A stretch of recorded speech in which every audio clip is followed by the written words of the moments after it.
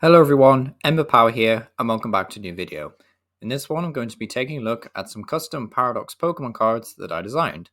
So basically, these will feature Pokemon cards from the Area Zero in the late game of Scarlet and Violet, so I guess, spoiler warning, but you probably already know that clicking on this video.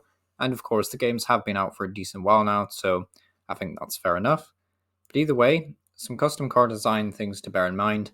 I tried to make them as reasonable as possible, like I obviously wanted them to have the gimmick of Paradox, but I didn't want them to be too broken or anything.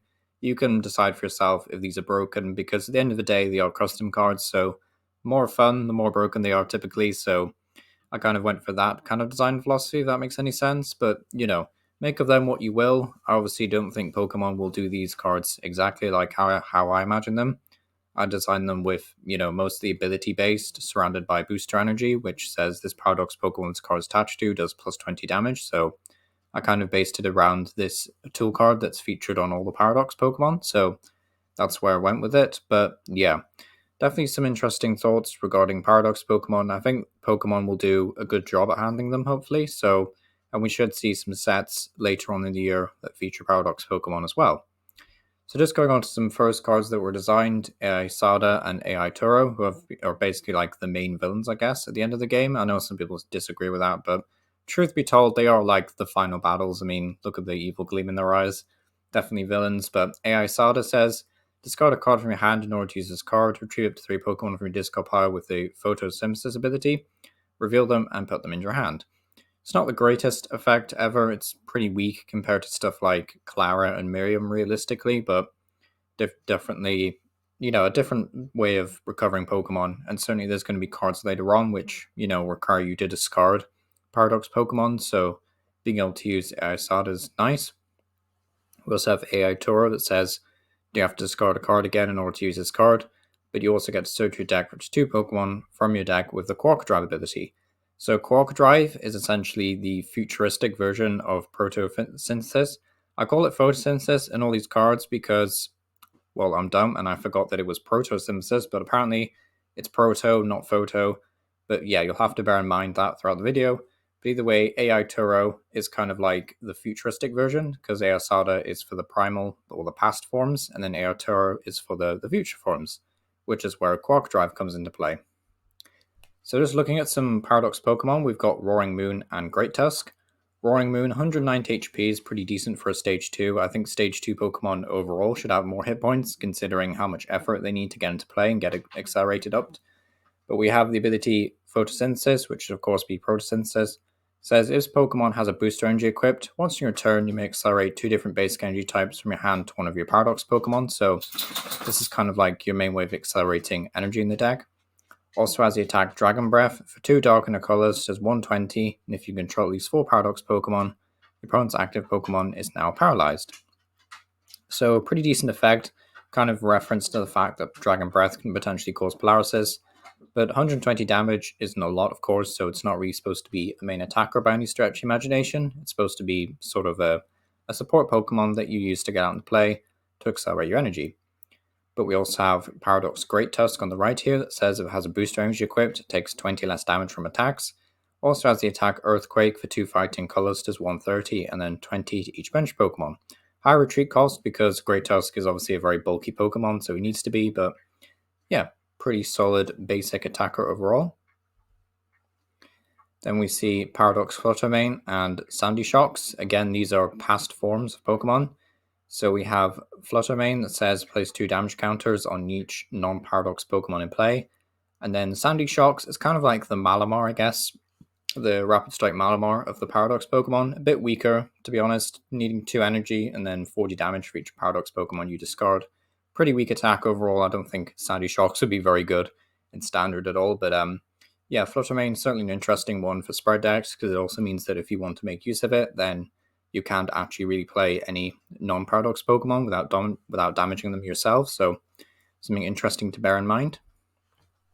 Then we have probably my favorite cards I've designed is Iron Valiant and Iron Thorns. So Iron Valiant, despite the name and being, like a fairy psychic type based on God of War, it is actually a fighting type, but it does have the attack Psycho Cut, which is a psychic move. It does 50 damage, and if defending Pokemon has a Roblox, this attack actually does 200 more damage. So Being able to do 250 sounds really powerful, but to be honest, I'm tired of seeing stage 2s that do less than 200 damage when realistically they should be one-hit killing evolving Vs and whatnot. I don't think they necessarily need to KO V-stars and EX Pokemon, but I do think they need to be doing more damage than they're currently doing.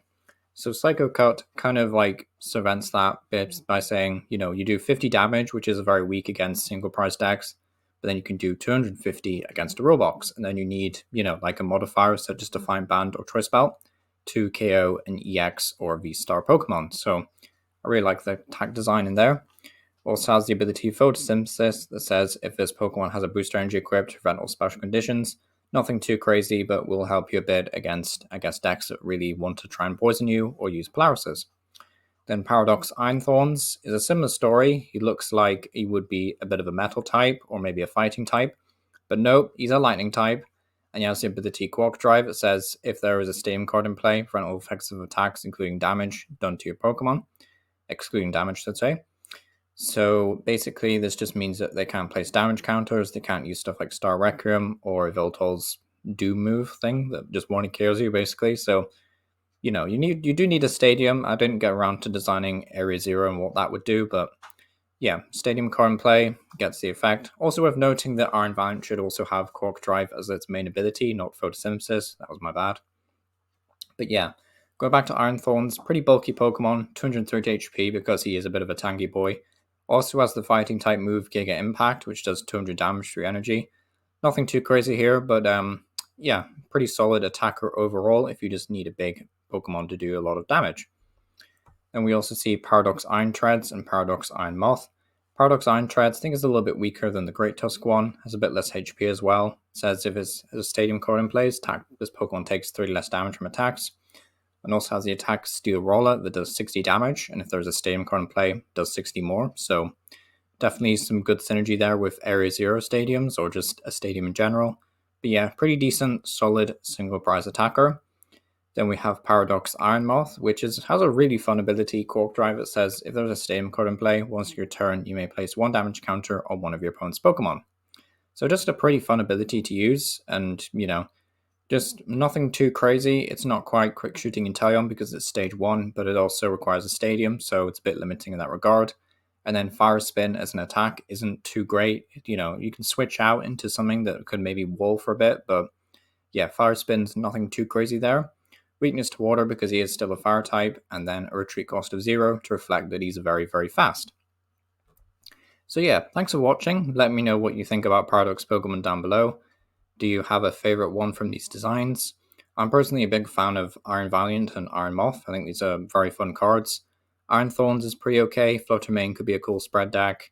Roaring Moon's okay. Great Dusk is fine. Supporter is pretty underwhelming, I would say. Maybe AI Turo is okay, just because you can get stage 2s with it as well. But yeah, that's kind of it for Paradox Pokemon. Let me know what you think down below. And yeah, thank you for watching.